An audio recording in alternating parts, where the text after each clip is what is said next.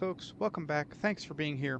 It's time for a news update. It's been a little while since we checked out what's going on in the motorcycle world.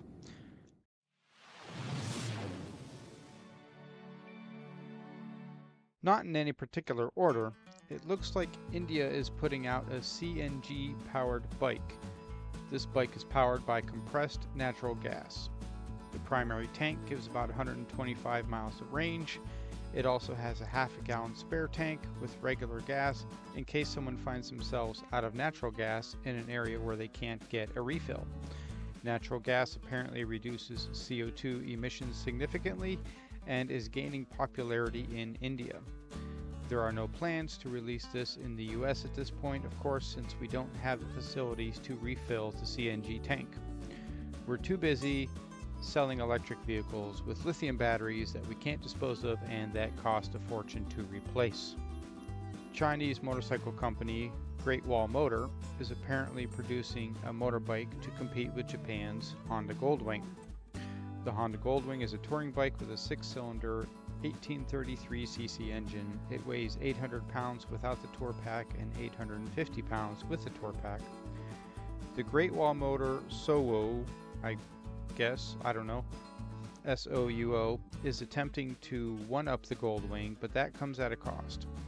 The Souwo 2000 has a flat 8 engine, an 8-cylinder 2000cc engine, 2.0 liter I believe, if I remember correctly, that produces 27 more horsepower than the Goldwing. It also has an 8-speed double-clutch transmission to compete with Honda's 7-speed DCT. That all sounds fine and dandy, but the bike weighs quite a bit more than the Goldwing. The Great Wall Souwo without the tour pack weighs 990 pounds, which is 190 pounds more than the comparative Goldwing, and the version with the tour pack weighs about 1,020 pounds, which is 170 pounds more than the comparable Goldwing. So when you look at the power to weight ratio, there's actually no real difference between the two. The Great Wall Souwo is a bigger bike as well, with a longer wheelbase, wider width, and a taller height. I haven't seen any indication of price yet to know how the Souwo will compare to the Goldwing.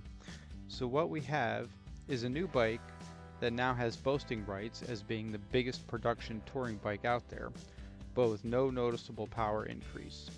One thing I did note from the picture is that the bike apparently has foot pegs and not floorboards, which doesn't make sense to me for a full touring bike.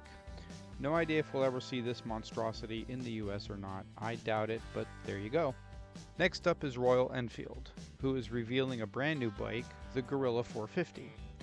This shares a lot with the Himalayan 450. It has the same engine and power specs, but is a little bit smaller in size. This roadster goes up against Triumph's Speed 400 and KTM's 390 Duke. I'm assuming this is going to be listed as a 2025 model.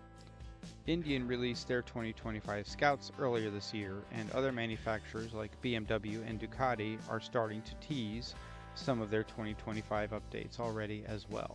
So far, I'm not seeing this as being available in the US right now. I'm not sure where all it is available. I'm guessing India as well, but I don't know for sure. I am guessing it will be available in the US later on. Yamaha is introducing a semi-automatic transmission in a couple of their 2025 models. The YAMT has both automatic modes and manual modes. The manual mode allows the rider to shift gears using buttons or paddles on the handlebars. The rider can also override automatic shifting with those buttons. Yamaha was one of the first to come out with clutchless transmission back almost 20 years ago, a system called YCCS that has been available on the FJR 1300. But this is a new and improved system. Yamaha claims that their YAMT system is much lighter than Honda's DCT, adding about 6 pounds on the system versus the 20 plus pounds that Honda's DCT adds. Apparently, adding clutchless semi-automatic transmissions is becoming the new fad. It looks like other manufacturers are likely to be jumping on this bandwagon as well. KTM appears to be coming out with their version of clutchless semi-automatic in 2025 as well. We'll see who else does the same. One last thing before I go, this isn't so much news as it is a comment on the state of the motorcycle industry. I have a couple of friends who are selling bikes and noticed that even when priced very competitively, they are still not selling.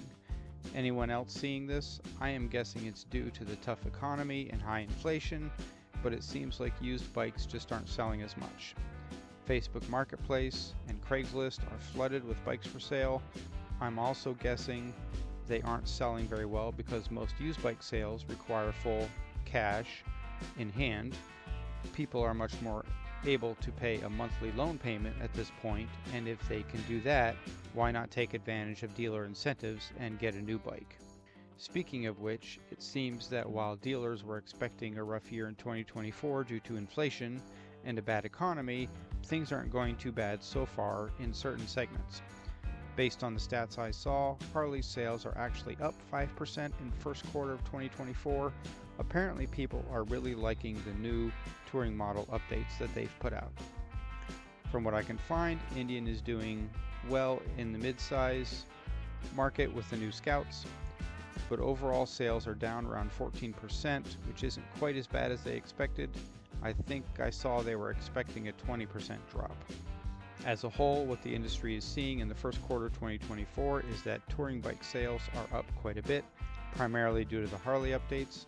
Mid-level adventure bikes are doing very well in the 600cc to 900cc range. I think for the most part everything else is seeing a decline in sales. Some segments are in heavy decline, like the entry level or the large adventure bikes. Others are seeing only slight levels of change, like the sport and the street bikes. I'm curious what your thoughts are on this. What are your thoughts on the market, used bike versus new bikes, etc.? Leave a comment below, and while you're at it, please like and subscribe. That's it for this one, everyone. Just a short one with a little bit of news. See you on the next one.